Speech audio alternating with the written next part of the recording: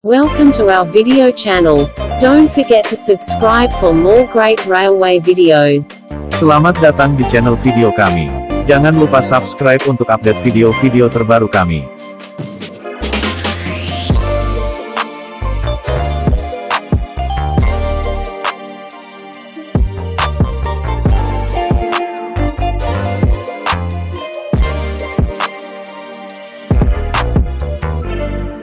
Selamat datang di channel saya, Bagus Widianto Channel. Terima kasih bagi para pemirsa sekalian yang selama ini setia mengikuti channel saya. Bagi Anda yang baru pertama kali datang di channel ini, jangan lupa untuk klik tombol subscribe.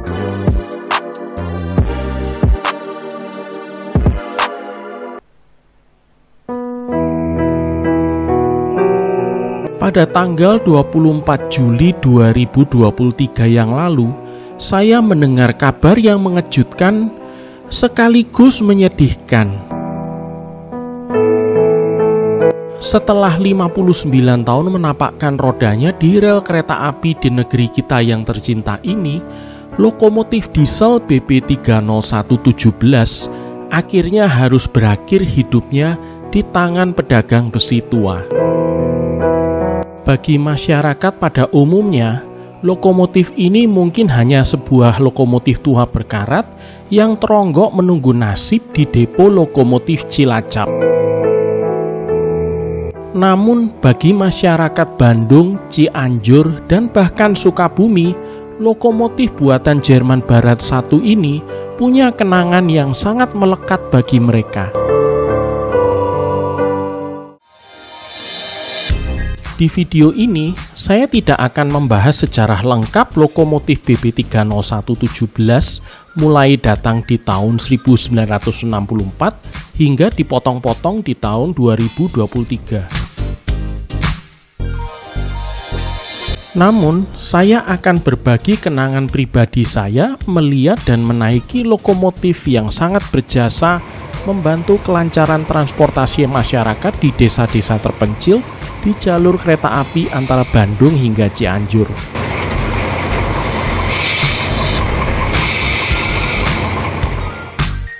Pertama kali saya melihat lokomotif ini adalah sewaktu saya pindah ke Bandung di awal tahun 2003. Dulu lokomotif ini adalah satu-satunya lokomotif BP301 di antara deretan loko CC201 dan 203 yang ada di depo lokomotif Bandung.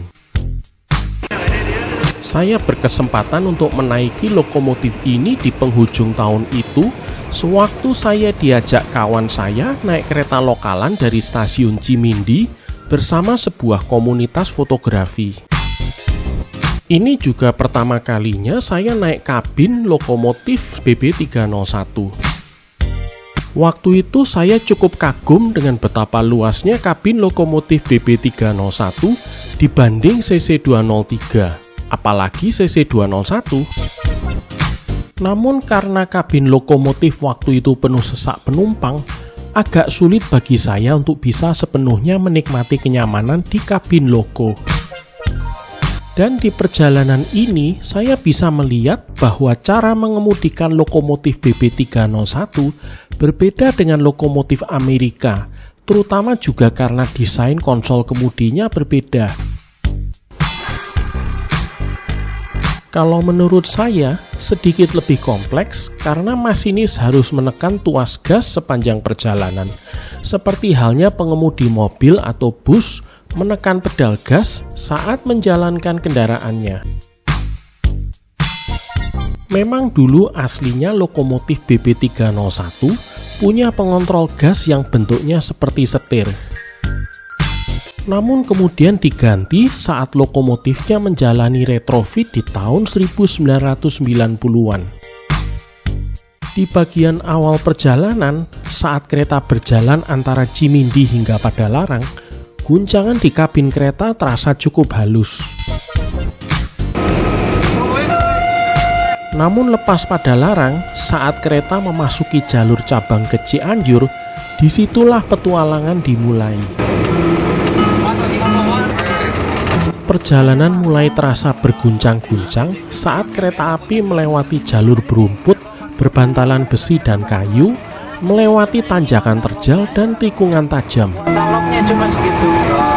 Dan tidak seperti jalur utama, operasi kereta api di jalur cabang ini terasa seperti tidak tertata dengan baik. Mulai dari kondisi jalur yang kurang terawat, beberapa stasiun yang persinyalannya tidak beroperasi sehingga harus dilanggar, hingga komunikasi antara masinis dengan PPKA stasiun yang menggunakan telepon seluler. Bahkan kalau itu kurang, kereta apinya bisa dihentikan di mana saja, seperti layaknya angkot. Nah, karena ini kami juga memanfaatkan kesempatan untuk menjalani sebuah tantangan. Salah seorang peserta tur waktu itu mengusulkan uji nyali menyeberangi jembatan Sungai Citarum atau juga dikenal sebagai jembatan Lewi Jurik. Tantangan kemudian diterima dan masinis juga setuju untuk menghentikan kereta agar para peserta bisa turun dan mulai menyeberang jembatan. Bagi kami semua yang waktu itu takut ketinggian, menyeberang jembatan Sungai Citarum terasa sangat menantang karena di antara bantalan kereta ada sungai yang berada lebih dari 10 meter di bawah. Namun satu hal yang meringankan adalah tidak ada kereta api yang akan menabrak kita selama berusaha menyeberang jembatan karena keretanya menunggu di belakang kita. Setelah semua peserta berhasil mencapai tepian, kereta api pun berjalan menyeberangi jembatan dan kami kembali menaiki kereta api. Sepanjang saya tinggal di Bandung, saya hanya menaiki kereta api ini 3 kali dan selalu di kabin lokomotif. Semuanya ditarik BB30117. Pertama adalah di tahun 2003, seperti yang saya ceritakan barusan.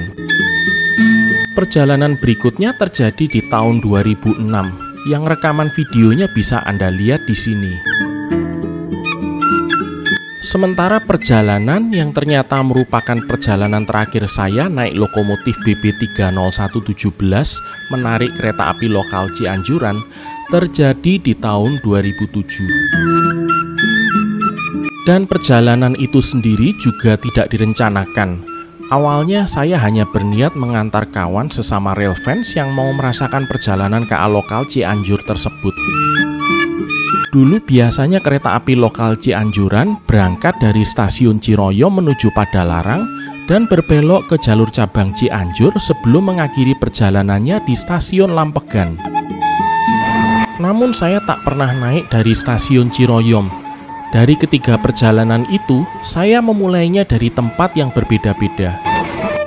Yang perjalanan pertama, saya berangkat dari stasiun Cimindi.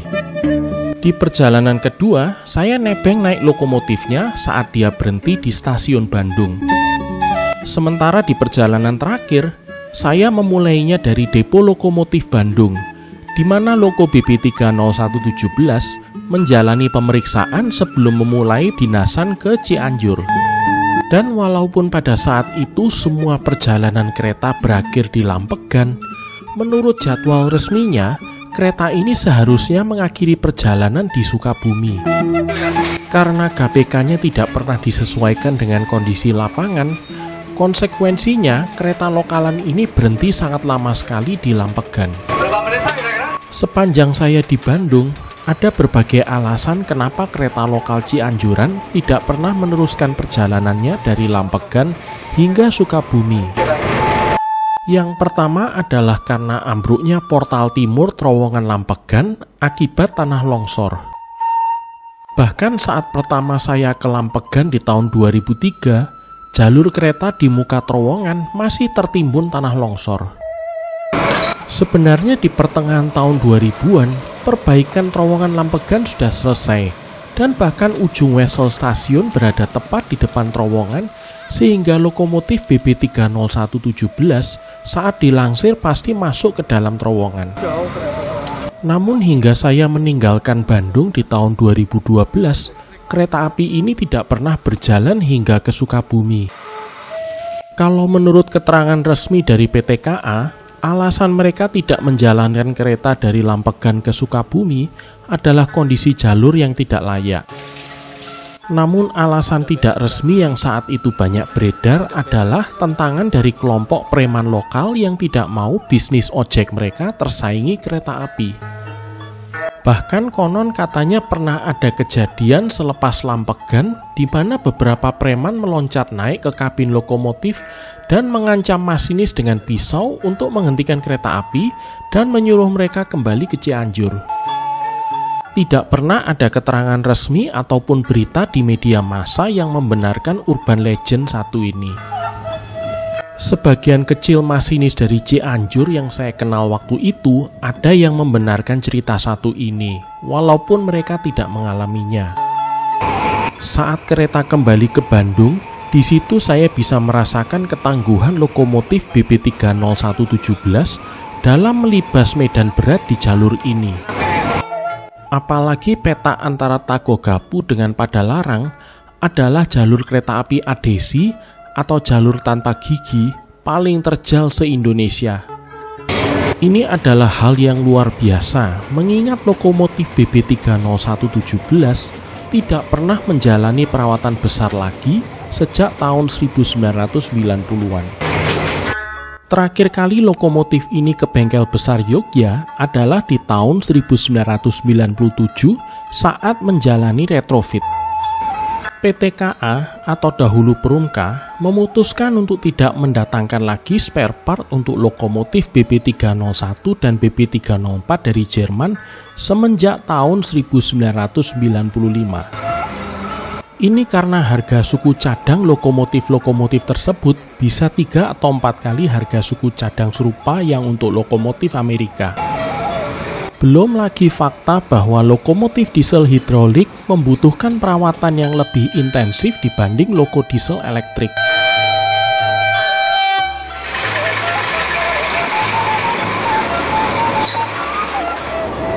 Di tahun-tahun selanjutnya, lokomotif BB30117 tidak lagi sendirian melayani dinasan kereta lokal Cianjuran. Banyak lokomotif BB301 dari depo induk Sidotopo yang dipindahkan ke Bandung untuk membantu dinasan ke Lampegan, sekaligus mengurangi beban kerja BB30117. Beberapa BB304 dari depo Tanah Abang juga suka dikaryakan untuk membantu dinasan loko-loko BB301 tadi. Di tahun-tahun selanjutnya, BB30117 masih setia melayani dinasan kereta api lokal ke Cianjur dan Lampegan. Dan lokomotif ini juga mulai mengalami perubahan livery dari yang sebelumnya marun biru menjadi putih dengan strip biru, seperti yang pertama kali diperkenalkan di BB30126. Di sela-sela dinasannya menarik kereta lokal, terkadang dia juga menarik kereta api pengangkut batu balas untuk perawatan jalur Padalarang Cianjur. Di tahun 2012, BB30117 dan beberapa lokomotif Krupp di depo lokomotif Bandung mulai didinaskan menarik rangkaian kereta komuter KRD.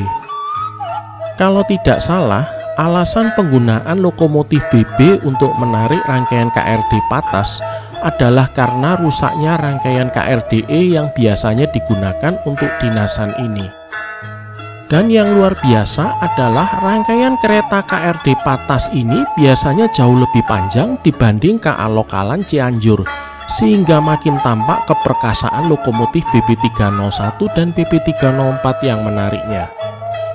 BB30117 digunakan untuk dinasan KRD Patas ini hingga tahun 2013, atau beberapa bulan setelah saya meninggalkan kota Bandung untuk selamanya. Terakhir kali saya melihat lokomotif BB30117 adalah di akhir bulan Oktober 2012. Waktu itu saya datang sore hari ke depo lokomotif Bandung untuk merekam suara mesinnya yang unik untuk proyek kereta api model saya. Saat itu saya baru saja membeli model lokomotif BB301 dari seorang kawan saya dan terpikir untuk memasang sistem suara agar modelnya tampak lebih realistis. Karena database suara lokomotif di internet tak satu pun yang menyerupai lokomotif aslinya, saya berpikir bahwa lebih baik saya merekam suara mesin lokomotif BB301 yang asli.